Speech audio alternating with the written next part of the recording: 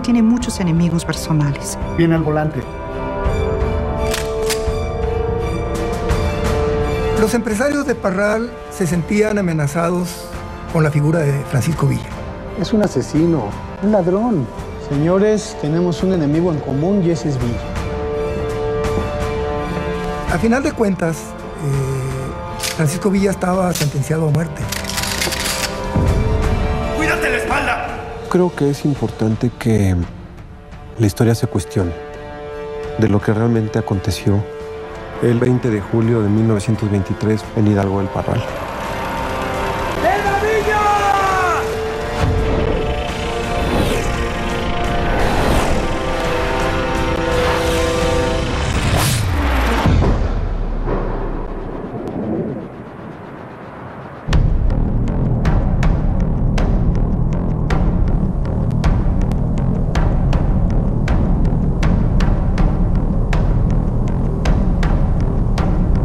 Una fresca mañana en julio de 1923, el Centauro del Norte sale de Hidalgo de Parral rumbo a su hacienda en Canutillo.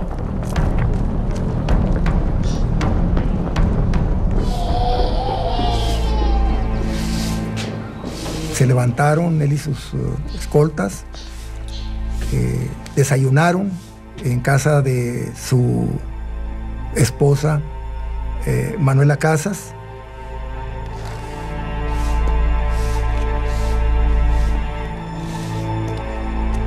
¡Vámonos, muchachos! ¡Chalío! No, Chalío. Villa, con un estado de ánimo muy optimista, le pide a Rosalío, su chofer, que lo deje manejar. ¡Ahí está!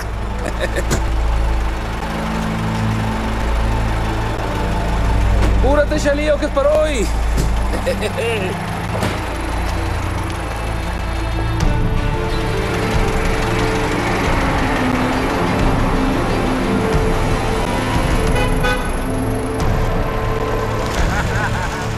Todo el mundo sabía a qué iba Pancho Villa Parral, pues iba a visitar a Manuela. Sabían los movimientos, sabían por dónde entraba y sabían por dónde salía. Y obviamente los asesinos tuvieron esta información y se apostaron en la calle.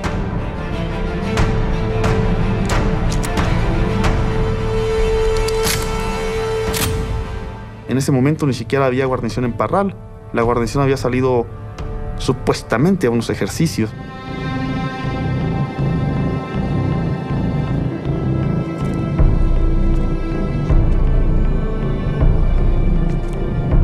Se podía ver perfectamente desde el momento en que el carro salió, seguirle la pista hasta el momento en que iba a dar vuelta. El único problema al que se enfrentan y que resuelven de manera relativamente sencilla es: ¿viene o no viene Villa? Y luego, ¿viene Villa conduciendo o no? ¡Era Villa! Los asesinos pueden ver a Juan López y con ello entienden que Francisco Villa va en el vehículo y que va al volante. Viene al volante. Prepárense. Y luego la casa está en una curva en la que de cualquier manera el auto tiene que frenar, pero encima había una zanja, de tal manera que el coche tenía que casi frenarse al llegar enfrente de la casa. Y obviamente queda el vehículo a una distancia menor de 25 metros en relación a la posición que ubican los tiradores, los asesinos materiales. O sea que no fue casual que hayan escogido este lugar. El lugar era perfecto para una emboscada.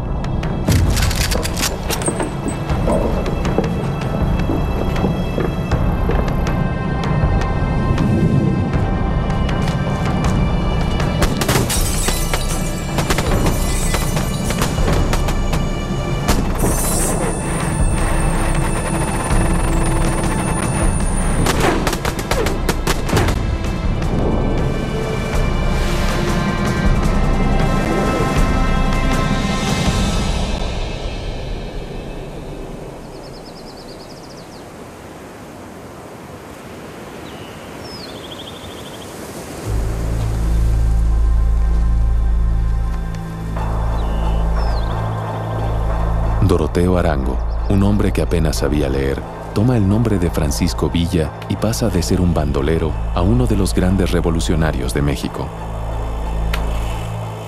La revolución le permite cobrar a Pancho Villa una estatura de leyenda y de pieza fundamental de la historia mexicana. Por un lado es un sujeto extraordinariamente sanguinario y por otro también tiene algunos visos de conciencia social. Para 1913, el ejército más importante de la Revolución Mexicana era el ejército villista, ¿no?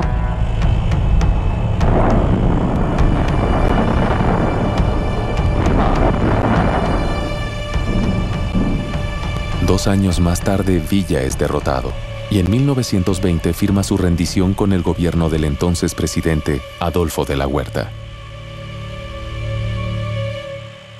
Y Pancho Villa se compromete a no participar en política. El gobierno de la República se compromete a cubrir los gastos de una escolta de 50 hombres y a darle una hacienda a Villa, que es la hacienda de Canutillo.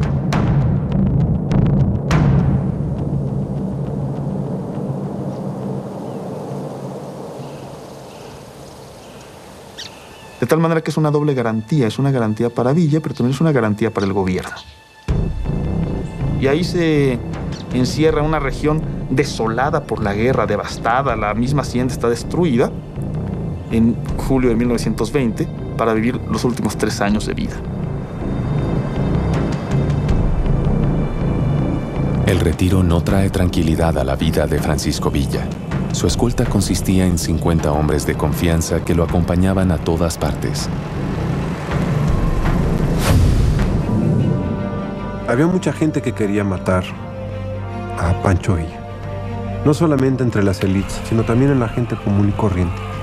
Gente que se sintió humillada y que realmente Villa humilló, robó, saqueó, asesinó.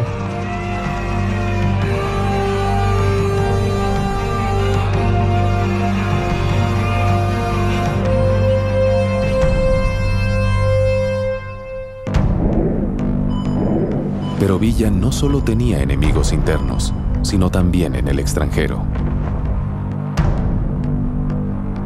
Villa está en la lista de los más buscados de Estados Unidos. Es la lista del Departamento de Estado, de la inteligencia militar. Es un enemigo para siempre de Estados Unidos. No van a descansar hasta que no lo vean, como ellos dicen, eliminado. Porque es el único latinoamericano, se dice, que ataca a Estados Unidos en esta invasión a Columbus, Nuevo México. Los Estados Unidos ven la posibilidad de restablecer todo lo que han perdido. Dentro de las condiciones que le piden está la cabeza de Villa.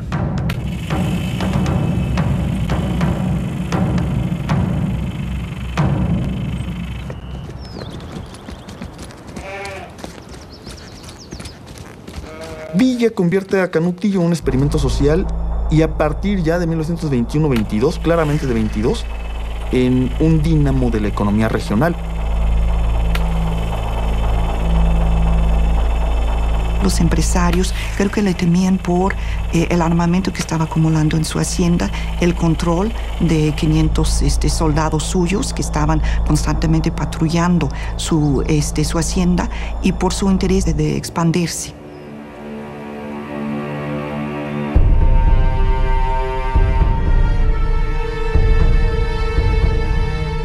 Es algo que evidentemente no les gusta a los poderosos de Parral. Yo perdí a mi padre y a 4 hermanos a manos de Villa y esos bandidos. Y ahora es un rico hacendado de Canutillo.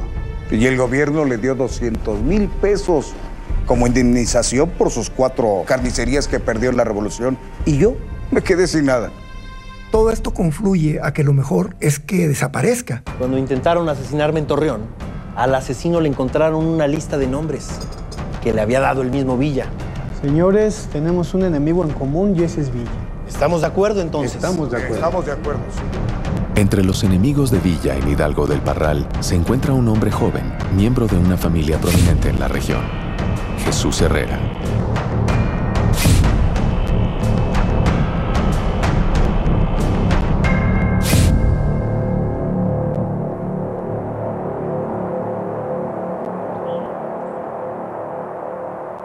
Jesús Herrera era un funcionario del gobierno federal Él tenía un cargo en Hacienda, en la ciudad de Torreón.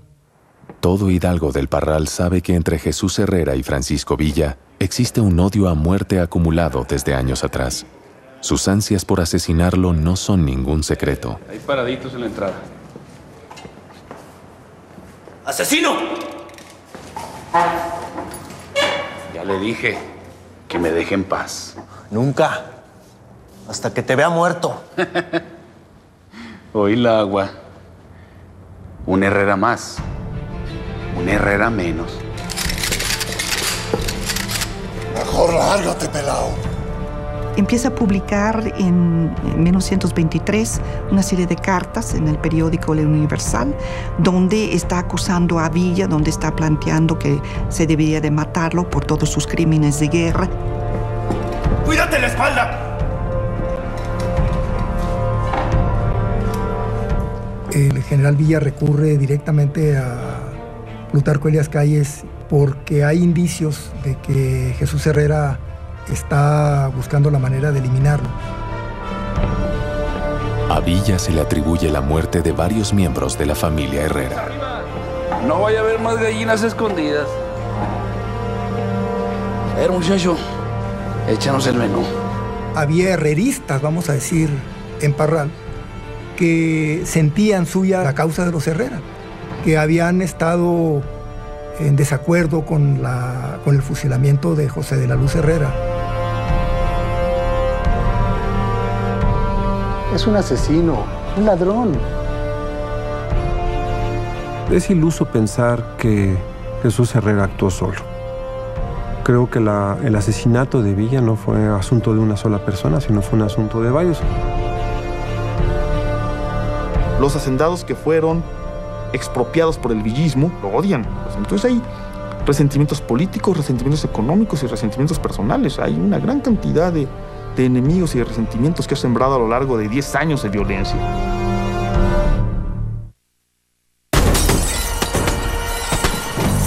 Villa es asesinado en Hidalgo del Parral el 20 de julio de 1923. Yo perdí a mi padre y a 4 hermanos. Jesús Herrera tenía motivos personales para matar a Villa, pero él solo era la punta de lanza de una gran conspiración.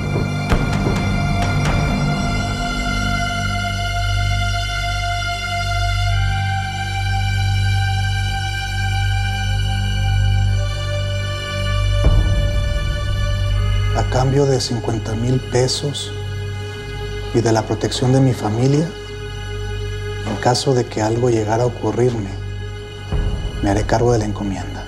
Jesús Salas Barraza es un diputado del estado de Durango, muy cercano a los intereses del gobernador Castro. Salas Barraza va a llegar al grupo recomendado por su pariente José Barraza. Hay versiones en las que se hace actuar a los empresarios como contribuyentes, a Jesús Herrera como contribuyente. Salas Barraza empieza a contactar a enemigos personales de Francisco Villa y orquestar todo este asesinato.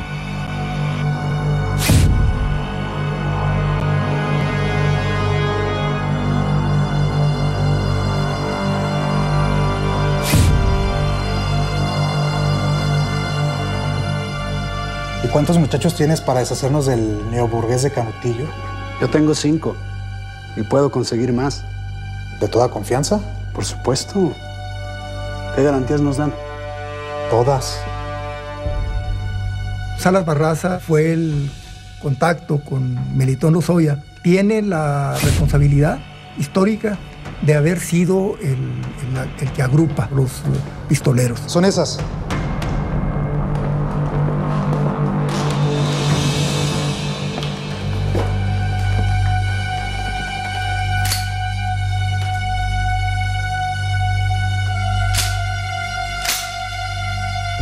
¿Contento? Los pistoleros van a recibir armamento, municiones y dinero. Todo esto va a llegar a través de Salas Barraza.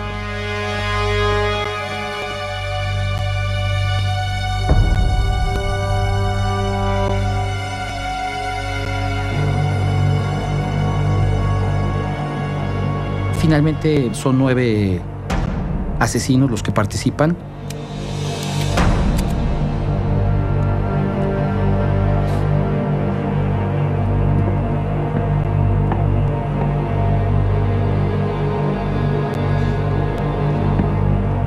El grupo es dirigido por Melitón Lozoya y Salas Barraza, que es uno de los 9 pistoleros.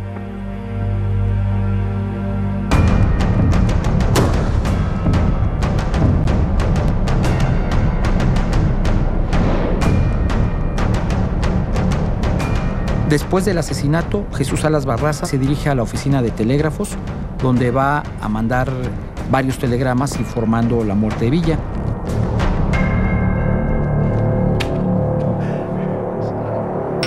Muchos de los participantes se jactaban abiertamente de haber sido quienes lo habían masacrado. Eso puede indicar de alguna manera que se sentían protegidos. Probablemente esto estaba dentro del pago y de la negociación con los asesinos materiales. No va a pasar nada, no van a ir a la cárcel.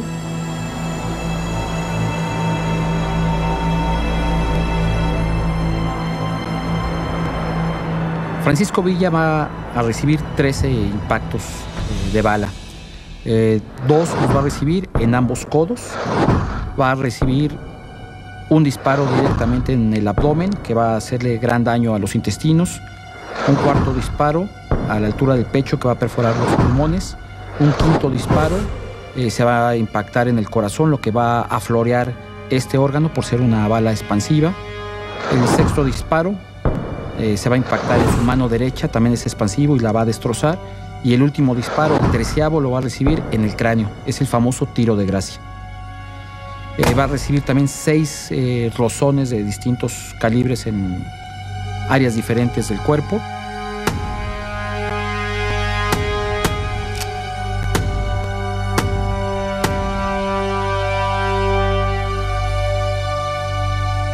Cada uno de los tiradores hizo un promedio de 20 a 30 disparos. Estamos hablando aproximadamente de unos 200 disparos los que se le hicieron al vehículo de Villa.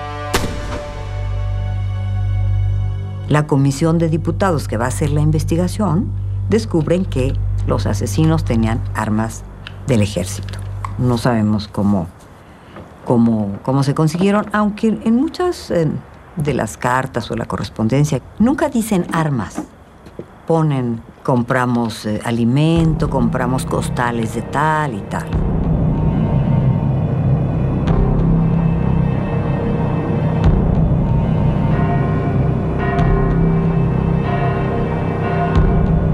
El armamento no es la única pista que apunta hacia un alto mando militar. Curiosamente, la guarnición de Hidalgo del Parral no estaba el día del asesinato. El jefe de la guarnición de Parral es el coronel Félix Lara. Tiene aproximadamente a 400 hombres bajo su mando. Curiosamente, la guarnición de Hidalgo del Parral se encuentra fuera de la plaza. ¿Qué pasa con Félix Lara y su guarnición, es decir, su regimiento, ese día en que asesinan a Villa? ¿Por qué no está? Se habían ido a Maturana, que es un pueblo vecino, para supuestamente llevar a cabo una serie de prácticas para el desfile de 16 de septiembre. Es evidente que Lara estaba recibiendo órdenes del general Amaro, pero que no estaba decidiendo por su cuenta. La investigación del asesinato podría también alcanzar a las más altas esferas del ejército.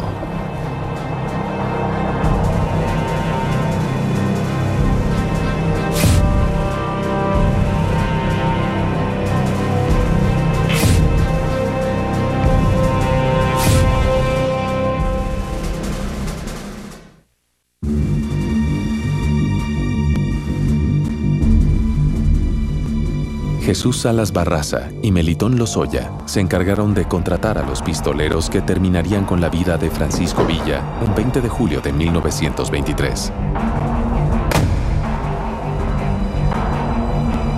Pero las órdenes parecían provenir de un connotado general del ejército.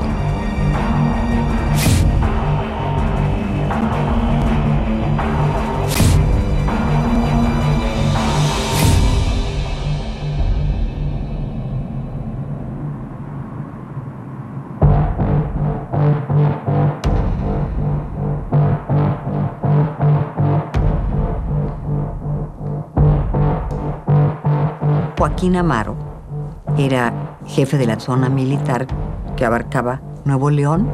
Va a jugar un papel importantísimo por la relación con Salas Barraza, y los dos, por supuesto, habían luchado en contra de Villa.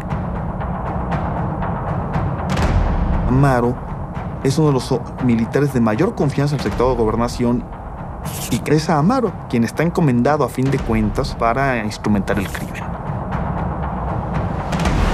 El que lo ejecutó fue Salas Barraza, y el que planeó la operación como operación militar fue Amaro.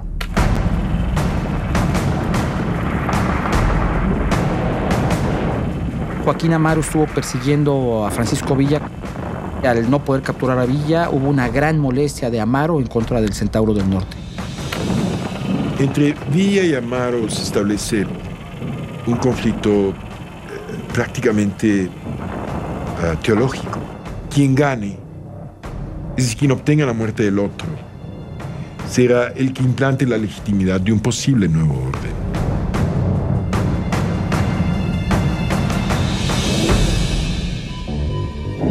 La participación de Joaquín Amaro en el asesinato es de encubrimiento y de complicidad. Él tuvo conocimiento de que se iba a verificar este crimen y no lo evitó.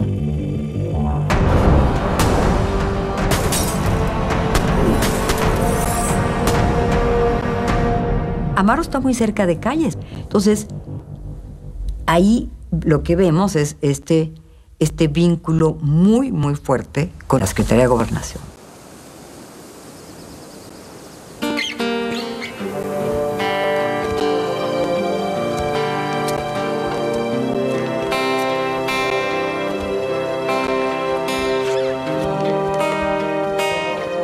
El grupo en el poder está a punto de dividirse entre los dos hombres clave del gabinete de Obregón, Adolfo de la Huerta, el presidente interino ante quien se rindió Villa, y Plutarco Elías Calles. Para Pancho Villa, ¿quién debe ser el nuevo presidente de la República? Pues Adolfo de la Huerta. Hasta la pregunta es necia, muchachito. El Fito es mucho mejor candidato que el Plutarco Elías Calles. Esta entrevista que sostiene Regina Hernández Yergo, Ponlo aquí para que el señorito nos tome una foto, reportero del Universal, con Pancho Villa, es como un precedente del asesinato.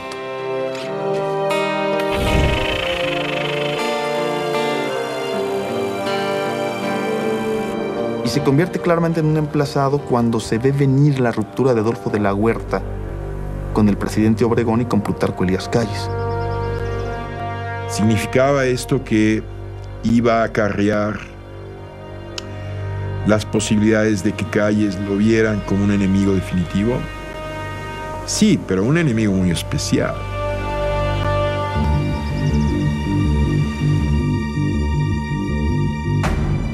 Calles es el político más astuto de la Revolución Mexicana. Es el único de todos ellos que sobrevivió a la Revolución, y creo que fue el más sagaz, aquel que supo leer lo que el país necesitaba. Calles es un revolucionario desde 1910 y ya a partir del 1 de diciembre de 1920 secretario de Gobernación. Calles está muy separado del área del villismo y combaten el uno contra el otro, como combate contra cualquier otro general constitucionalista. Calles puede dar órdenes, puede indicar a sus subalternos, a los generales que están a cargo del cuartel de Parral y de la comandancia en Chihuahua.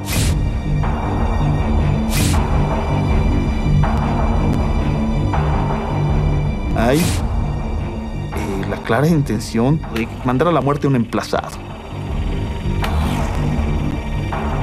Calles, como secretario de Gobernación, mueve el aparato del Estado para el asesinato, involucra a 3 generales de mucho poder y mucho prestigio, y eso no se hace en México sin la anuencia del presidente de la República. Aunque no lo crea, la vida sigue de la Huerta con o sin Villa.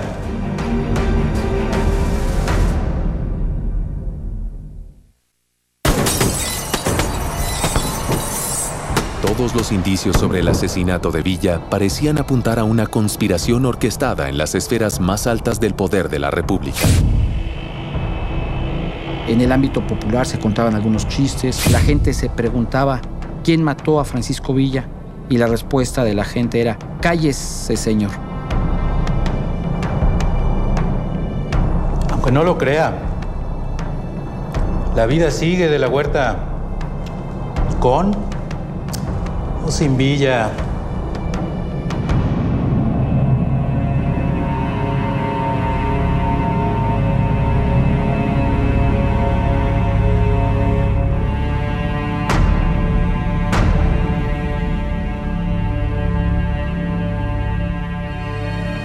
Villa tenía una enorme rabia contra Obregón, porque fue quien lo derrotó. Y Obregón tenía una enorme rabia contra Villa, porque es el que lo deja manco. Y por eso no es casualidad que Obregón haya sido presidente de México cuando Pancho Villa fue asesinado. El hecho de que las primeras voces después del asesinato culparan al secretario de Gobernación, para Obregón es culpar al gobierno en turno.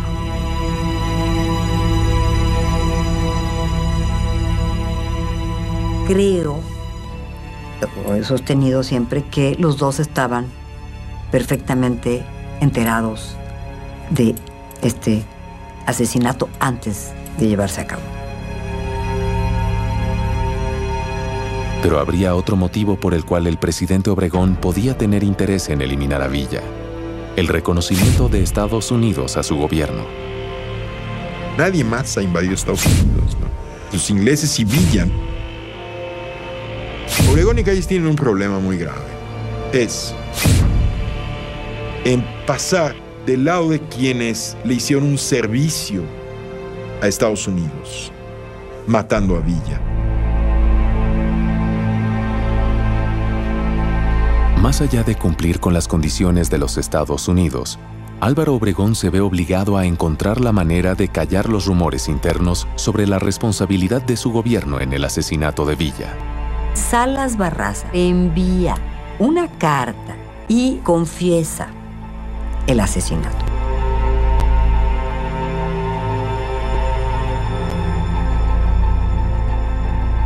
En esta confesión, él dice que había hecho un asesinato justo, dado la cantidad de crímenes de guerra que había cometido Villa contra las personas y contra los intereses de la nación. Buenas tardes. Es parte precisamente de la trama. Que aparezca un culpable, nada más se acusa a Jesús Salas Barraza. Le habían garantizado que le iban a pagar una determinada cantidad de dinero y que todo iba a pasar al anonimato.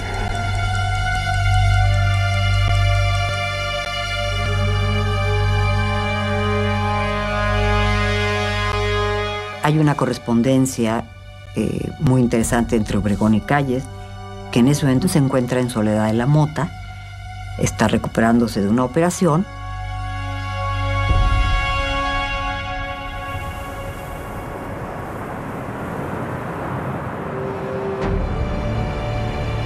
De Obregón le dice al general Calles que tiene ya una información que prácticamente va a acallar todos los rumores de toda la gente que quiso inculparlos.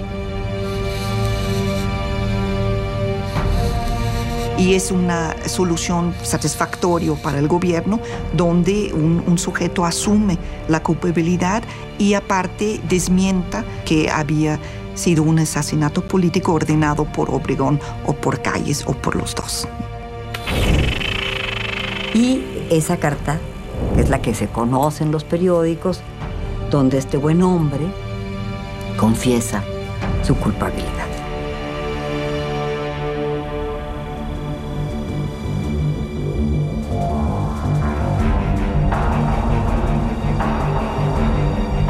Pero Jesús Salas Barraza se escapa bajo condiciones extraordinariamente extrañas. Salas Barraza sale rumbo al norte, donde recibe la protección de su amigo, el general Joaquín Amaro, y lo va a auxiliar para su escape.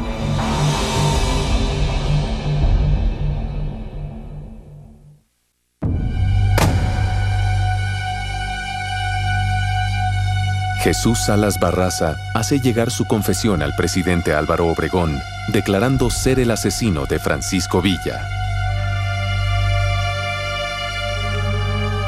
Preocupado por su posible arresto, intenta fugarse hacia los Estados Unidos.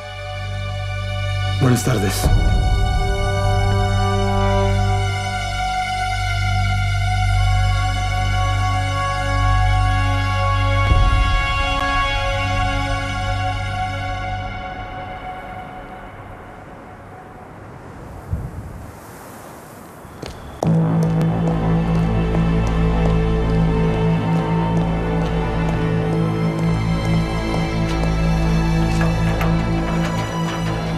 Salas Barraza va seguido de cerca por el general Paulino Navarro, un agente de la Secretaría de Gobernación, que recibiendo órdenes del presidente de la República, el general Álvaro Obregón, detiene a Salas Barraza.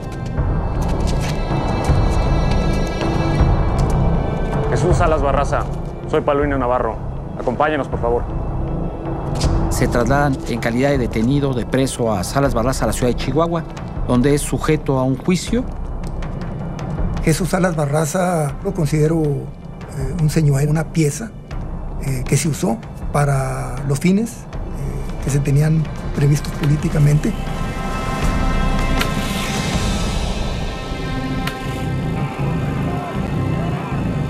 Él nunca pensó que iba a ser juzgado, dado que era un asesinato político. Se le quitan su fuero por la oposición política que implica de parte de villistas en el estado de Durango y Chihuahua. Ya cuando Salas Barraza está sujeto a un juicio, ya se dan nombres.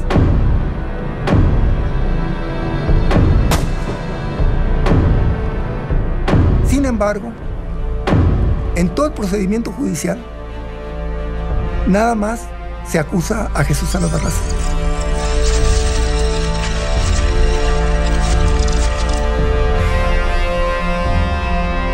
Y Salas Barraza es sentenciado a 20 años de prisión. Ya está encarcelado, escribe a Amaro que él cumplió con el asunto consabido, que por favor lo saquen de la cárcel. Amaro le contesta que no se preocupe, que van a hacerse las cosas que se necesiten, los arreglos necesarios.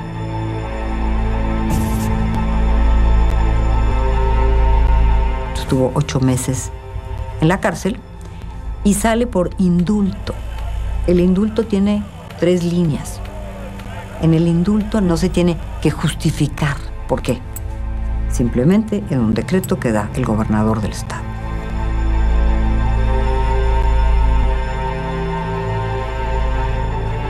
Y de ahí en adelante Salas Barraza es una estrella. Es una estrella que hasta el momento de su muerte él va a seguir adjudicándose la responsabilidad.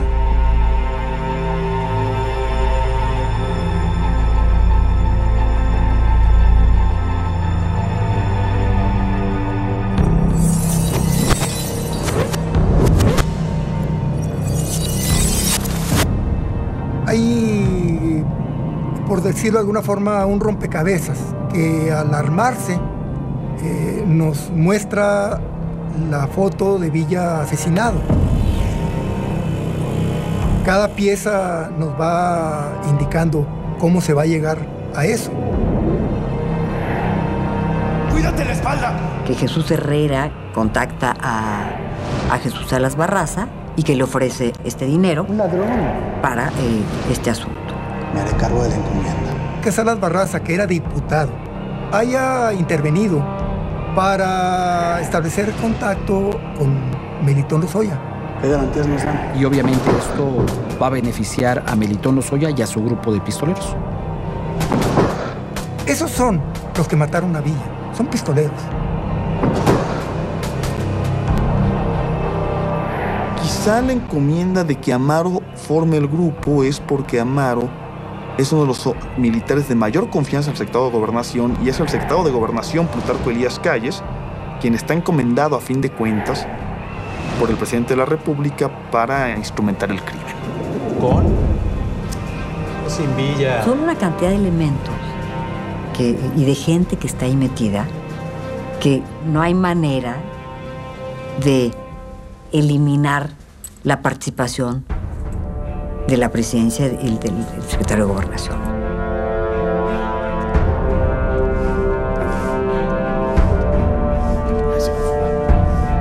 Desde el punto de vista de la memoria que nos deja Villa, debemos trabajar sobre la base de dos hipótesis.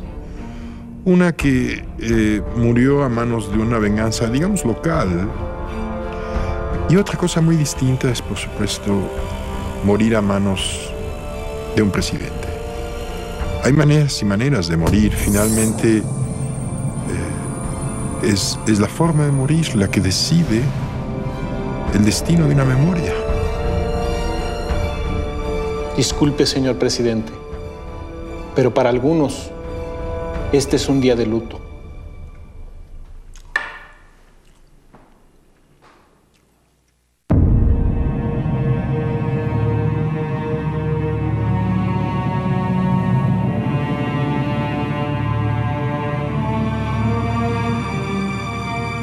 El 20 de julio de 1923 fue la última vez que Pancho Villa fue de Hidalgo del Parral hacia su hacienda en Canutillo.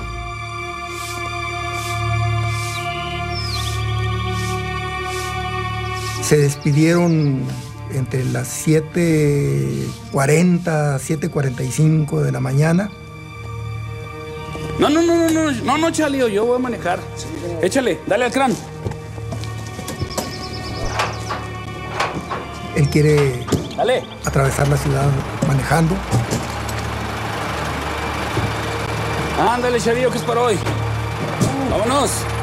Era el primer viaje que hacía fuera de Canutillo en carro.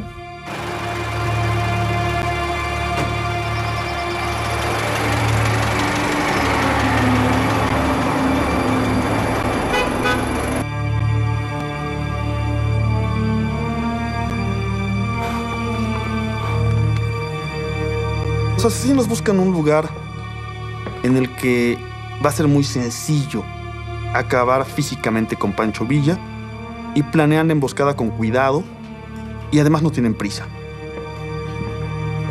Toman la avenida Juárez, que es una avenida que tiene línea recta de unos 300 a 500 metros.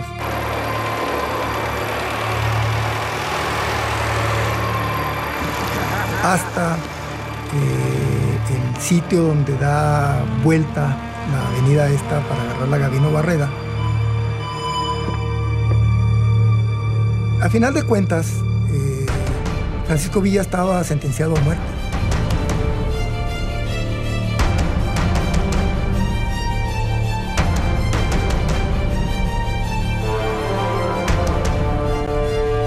Los asesinos, cuando observan a Juan López, pueden observar primero que Francisco Villa viene en el vehículo y segundo, que va al volante del mismo. Fueron minutos, pocos minutos. Y cuando el carro se aproxima, ellos son conscientes, están seguros de que Villa viene manejando. ¡Era Villa! Viene manejando. Prepárense.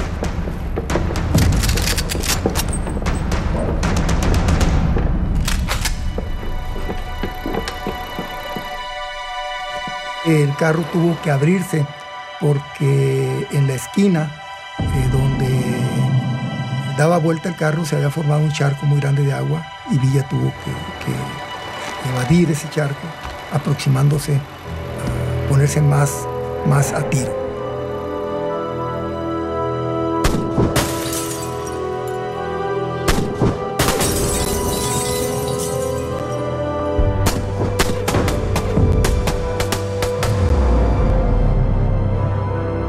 El tipo de armamento que utilizaron los pistoleros son fusiles 30-30 y 30-40, así como pistolas calibre 45 y calibre 44.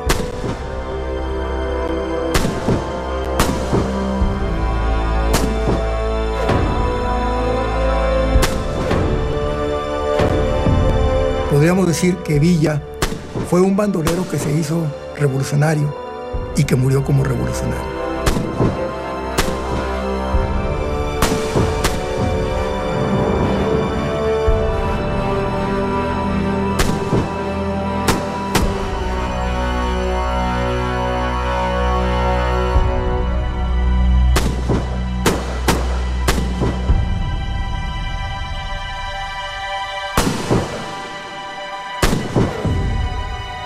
La historia comprometida con la verdad debe de rescatar la figura de Pancho Villa y la forma en la que terminó este revolucionario tan distinguido de la historia de México.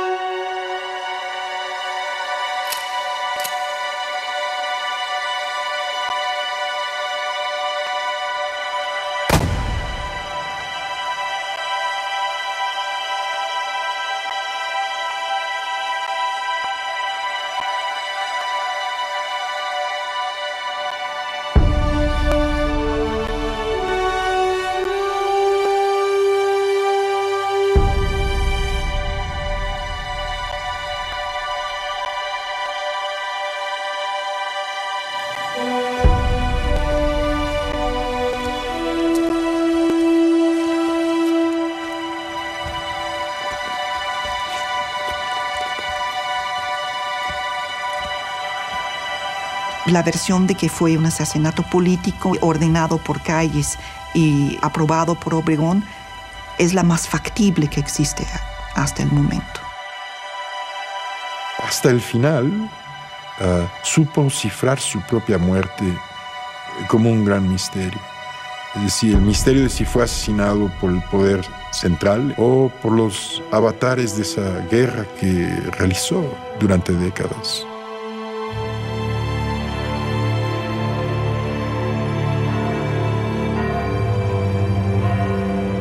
El entierro de Villa fue espectacular.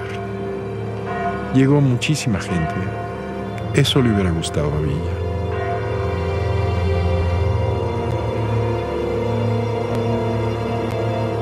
Yo creo que Villa representaba la sed de justicia del pueblo mexicano.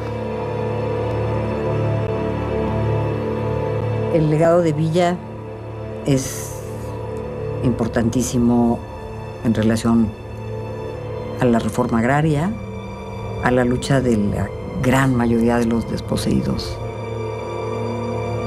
Villa, que muestra cómo cuando el pueblo se organiza y se da sus propios jefes y estudia sus problemas, pueden proponer una solución para esos problemas. Una vez que se acabó la Revolución Mexicana, creo que Villa se perdió a sí mismo. Villa era un guerrero, un tipo acostumbrado a las armas, y esta vida de paz creo que lo adormeció. Y de alguna manera este adormecimiento hizo que bajara la guardia. Fue quizás una forma de dejarse matar. Y le hubiera encantado que hasta la fecha sigamos haciendo a Obregón y a Calles los presuntos responsables de su asesinato. Eso le hubiera encantado a Villa. Así es que no sé quién ganó esa batalla. Lo que sí sabemos es que Obregón y Calles ganaron el poder y Villa acaso ganó la historia.